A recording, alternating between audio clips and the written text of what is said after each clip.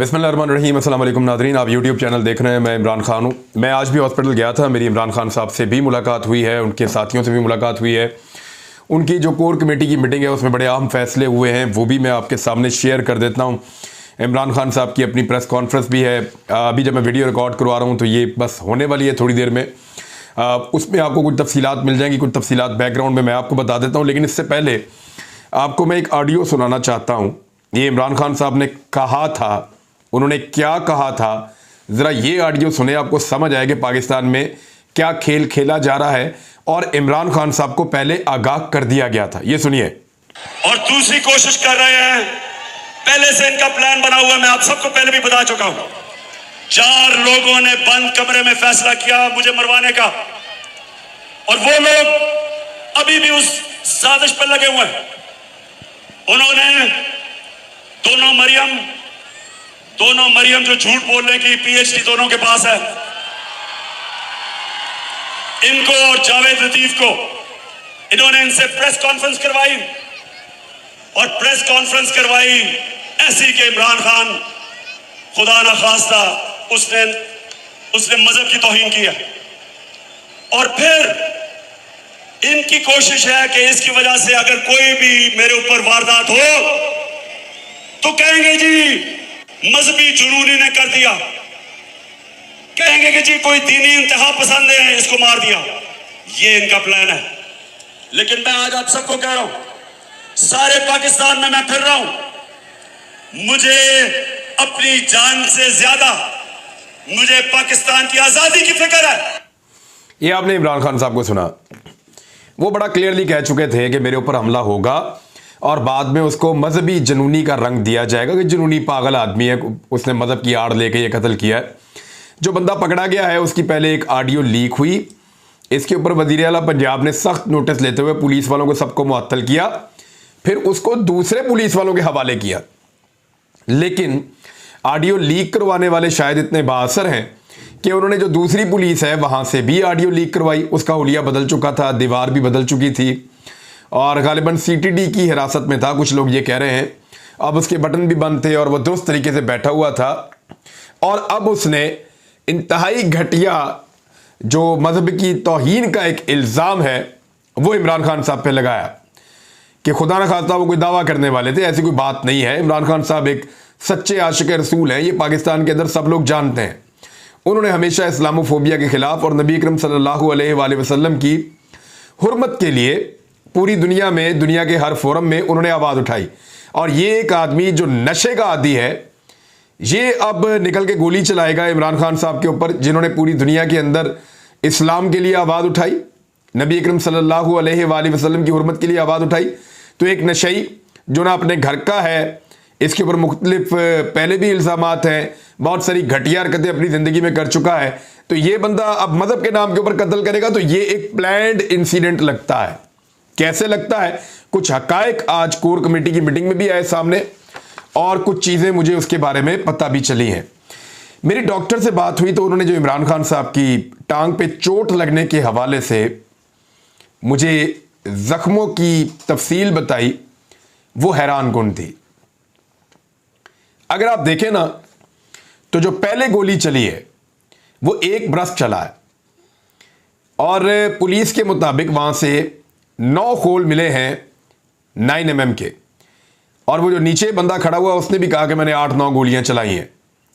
अब 8-9 गोलियां ऊपर खड़े हुए कोई 10 बंदों को तो नहीं लग सकती ना।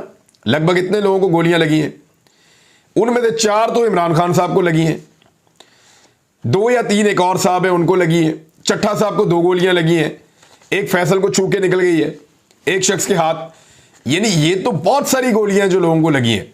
जब इनकी आप गिनती करेंगे तो गोलियां बहुत ज्यादा बन जाएंगी। उसने चलाई, उसकी 8 गोलियां चली, 9वीं उसकी कहते हैं फंस गई थी। 9वीं गोली उसकी फंस गई थी हमलावर की। तो फिर दूसरा हमलावर कहां था? कुछ लोग कह रहे हैं कि दूसरी जानिब भी एक हमलावर मौजूद था। अब मैं आपको उसका सबूत देता हूं कि कैसे। जब मैंने डॉक्टर से पूछा कि इमरान खान साहब को गोली कहां लगी है, मुझे एग्जैक्ट आप जगह बताएं कहां कहां पे लगी है, तो डॉक्टर ने बताया कि इमरान खान साहब की एक गोली रान पे लगी है जो राइट साइड से आके लगी है। यानी जो कंटेनर का इधर वाला साइड था क्योंकि इमरान खान साहब कंटेनर पे खड़े थे।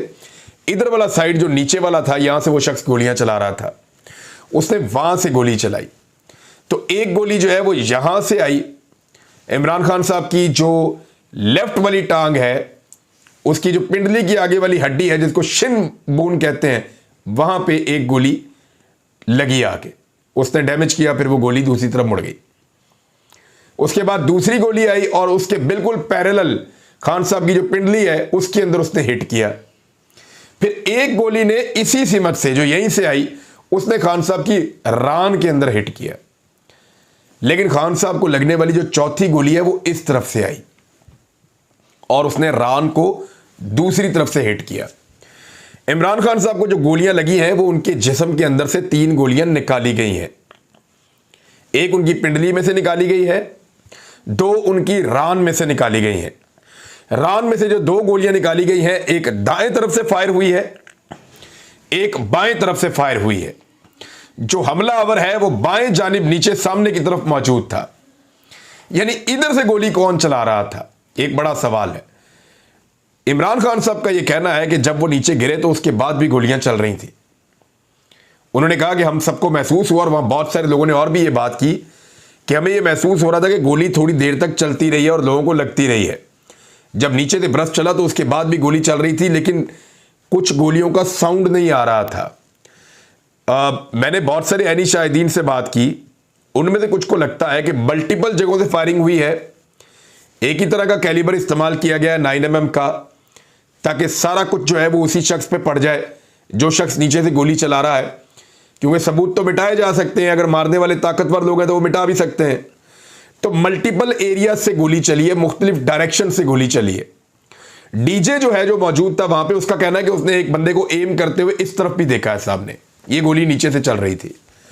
और इमरान खान साहब को एक गोली इस तरफ से भी आकर लगी है।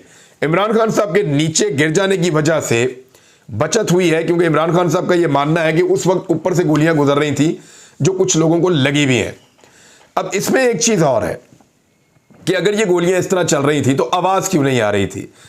तो वहां मुझे कुछ लोगों ने कहा कि अबे कुछ महसूस ऐसा हो रहा था कि गोली आ रही है लेकिन उसकी आवाज नहीं आ रही, गालिबन साइलेंसर इस्तेमाल किया जा रहा था।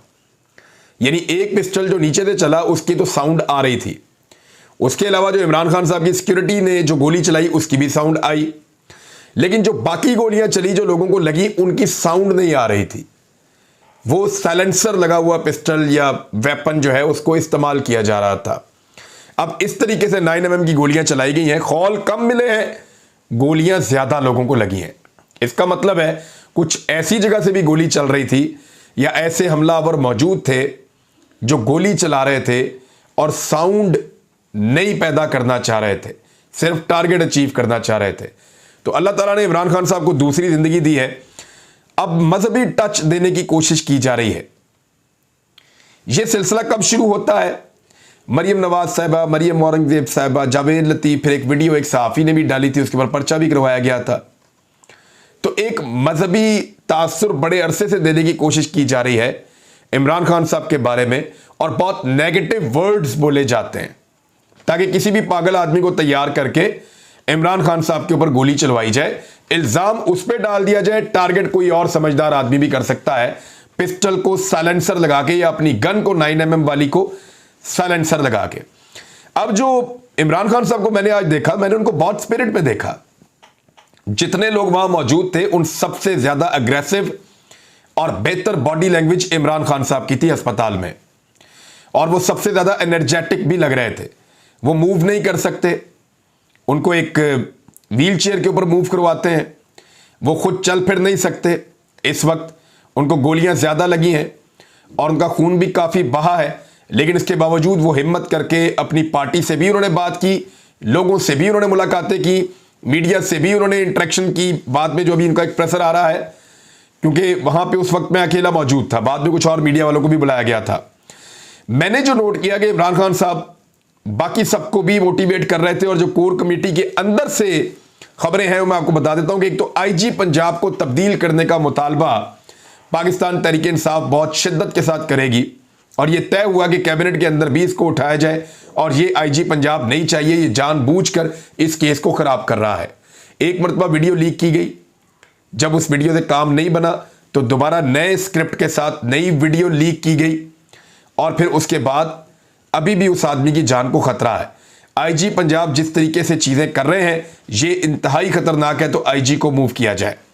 दूसरा, वजीर आला पंजाब को भी ये कहा गया है कि आप एक तरफ खड़े हो जाएं, और वजीर आला पंजाब जो है मेरी इत्तला के मुताबिक वो एफआईआर के अंदर जो इमरान खान साहब ने 3 नाम दिए हैं उनमें से एक नाम वजीर आला पंजाब निकलवाना चाहते हैं, इस नाम के ऊपर पर्चा ना दें। एक और नाम है जिसको आईजी पंजाब उसके ऊपर पर्चा नहीं देना चाह रहे। तो इस तरह 2 नामों को निकालने की कोशिश की जा रही है। ऐसा लगता है कि सिर्फ राणा सनाउल्लाह फंस जाएंगे, लेकिन आईजी पंजाब एक नाम निकालना चाहते हैं, एक नाम वजीर आला पंजाब निकालना चाहते हैं, लेकिन पाकिस्तान तहरीक इंसाफ और इमरान खान साहब बज़िद हैं कि जो वो कह रहे हैं उसके मुताबिक एफआईआर दर्ज की जाए और इसके तसलसल के अंदर उन सबको भी नॉमिनेट किया जाए जिन लोगों ने ये मजहबी जज्बात भड़काने वाला प्रोपेगेंडा शुरू किया था, और किस तरीके से इस बंदे को और इसके साथ जो दीगर हमलावर हैं उनको कैसे तैयार किया गया था। अब ये कहा जा रहा है कि इसने 20,000 रुपए में ये पिस्टल और गोलियां खरीदी, तो ऑटोमेटिक वेपन नहीं होता कभी भी, इसके अंदर एक पुर्जा लगता है जिससे ये ऑटोमेटिक हो जाता है। ये किसने बंदोबस्त करके दिया, किस तरीके से करके दिया, कौन सी गोली इमरान खान साहब को लगी, कौन सी गोली किस समझ से आई, ये बड़े बड़े सवालात हैं। और अभी एक और सीनियर ऑफिसर को भी इमरान खान साहब मेरी इत्तला के मुताबिक उनके ओहदे से हटाने का मुतालबा करेंगे। पुलिस ने तकरीबन तमाम सबूत खत्म कर दिए हैं, यानी जो मुजरिम है उसके 2 बयानात मंजर आम पे आ चुके हैं और उसको पूरा सफाई का मौका दिया जा रहा है, और मीडिया के अंदर ये तासुर फैलाने की कोशिश की जा रही है, यानी पीटीवी पे बाकी हर जगह पे जानबूझकर चलाया जा रहा है उसका बयान, और इमरान खान जिनको गोलियां लगी हैं उनका बयान चलाने पर पाबंदी है, लेकिन मुजरिम का बयान टीवी के ऊपर बार बार चलाया जा रहा है ताकि वो प्रोपेगेंडा जो तैयार किया गया है ताकतवर लोगों की जानिब से वो पूरी तरह से किया जा सके। अच्छा, इसके बाद आपने एक और चीज पे गौर किया है, पाकिस्तान में जिसकी भी एस्टेब्लिशमेंट से मुखालफत हो जाए वो मजहबी तौर पे एक्सपोज हो जाता है बहुत बुरी तरह, और उसके ऊपर कोई ना कोई मजहबी जुनूनी हमला कर देता है। यानी अगर आप देखें तो कायद आज़म पे ऐसे इल्ज़ामात लगे, आप देखें कि फातिमा जिन्ना साहिबा पे ऐसे इल्ज़ामात लगे, आप देखें जुल्फ़िकार अली भुट्टो, बेनज़ीर भुट्टो, उनके ऊपर भी इसी तरह से मजहबी जुनूनियों के हमले और ये सारी चीज़ें हुई, और उसके बाद ख्वाजा आसिफ एहसन इकबाल के साथ भी यही हुआ, और अब जो है ये सिलसिला इमरान खान साहब तक पहुंच गया है बदकिस्मती से। एहतजाज इमरान खान साहब का अब शिद्दत इख्तियार करता चला जाएगा, वो अब बंद करेंगे आहिस्ता आहिस्ता बाकी इलाकों को भी, और मेरी इंफॉर्मेशन के मुताबिक इस्लामाबाद को बंद करने के लिए भी तैयारियां की जा रही हैं कि जो 7 रस्ते इस्लामाबाद की तरफ आते हैं उन तमाम के ऊपर पाकिस्तान तहरीक इंसाफ चारों तरफ से बंद करना शुरू कर दे।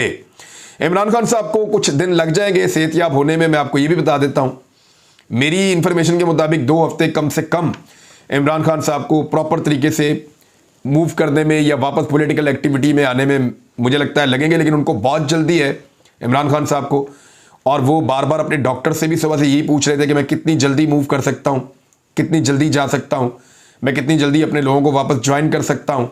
वो ये बात जानना चाह रहे थे, लेकिन डॉक्टर उनको लगातार मना कर रहे थे कि एक तो उनकी एज इमरान खान साहब की ज़्यादा है और ये ज़ख्म भी बहुत ज़्यादा लगे हैं उनको, तो रिस्क नहीं लेना चाह रहे डॉक्टर्स। अभी लीडरशिप की हालत ये है पाकिस्तान तहरीक इंसाफ की कि सारी सारी अस्पताल पहुंच गई थी, बजाय इसके कि वो एहतजाज करते पुरअमन और इसके अंदर हिस्सा लेते, वो सारे अस्पतालों में पहुंच गए। तो यहां पाकिस्तान तहरीक इंसाफ में मैंने एक बात नोट की है कि टॉप से लेके नीचे तक, एक ऊपर इमरान खान है और नीचे पब्लिक है, बीच में ज्यादातर लोग फारिग हैं। कुछ लीडर्स हैं जो लीड करते हैं, लोगों को आगे बढ़ते हैं, काम करते हैं, लेकिन ज्यादातर लोग ऐसा लगता है फारिग हैं, ना वो बात करना चाहते हैं, ना वो बात कर सकते हैं, ना वो जुर्रत का मुजाहरा कर सकते हैं, ना वो मुकाबला कर सकते हैं, ना वो पब्लिक को लीड करना चाह रहे हैं।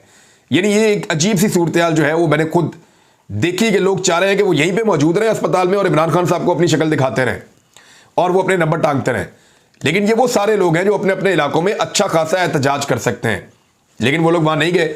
जितना भी एहतजाज हो रहा है पब्लिक अपने तौर पे कर रही है, लोग अपनी मदद आपके तहत बाहर निकल रहे हैं और लगातार एहतजाज कर रहे हैं। असद उमर साहब को भी बैन कर दिया गया टेलीविजन के ऊपर आने पे, और हुकूमत अब इल्जामात लगा रही है कि ये सब कुछ जो हुआ है इसका रीजन जो है वो इमरान खान साहब खुद हैं। इमरान खान साहब ने वैसे ये कह भी दिया है कि अगर मुझे डॉक्टर आज इजाजत दें तो मैं आज ही अपने लॉन्ग मार्च को आगे की तरफ बढ़ाऊंगा। बहरहाल ये मजहबी कार्ड इस्तेमाल करने की कोशिश की जा रही है। ये बहुत बदकिस्मती है पाकिस्तान में, जब इस तरह की चीज़ें आप करते हैं। जैसे श्रीलंकन एक शहरी, उसकी भी यहाँ पे हलाकत हो गई थी। अगर ये वाकयात होंगे तो फिर पाकिस्तान में कौन आएगा इन्वेस्टमेंट लेके? पाकिस्तान के अंदर कौन चाहेगा कि वो यहाँ पैसा लगाए और यहाँ कारोबार करे? तो ये बात पाकिस्तान के इदारों को और पाकिस्तान के कर्ता धर्ता जितने भी लोग हैं, स्टेक होल्डर्स, उनको ये बात सोचनी पड़ेगी कि पाकिस्तान को किस तरफ धकेला जा रहा है। लोगों का एहतजाज, मेरी बात याद रखिएगा, कि शिद्दत इख्तियार करता चला जाएगा आने वाले दिनों में। अब इसका सलूशन पाकिस्तान की एस्टेब्लिशमेंट के पास है कि वो कब तक इस हुकूमत के साथ अपनी एल्फी लगी रहने देती है। जिस वक्त उन्होंने एल्फी निकाली तो ये ताश के पत्तों की तरह बिखर जाएगी और पाकिस्तान ऑटोमेटिकली इलेक्शन की तरफ चला जाएगा, जो इमरान खान साहब की डिमांड है। अब तक के लिए इतने, अपना ख्याल रखिएगा, अपने इस चैनल का भी। अल्लाह हाफिज़।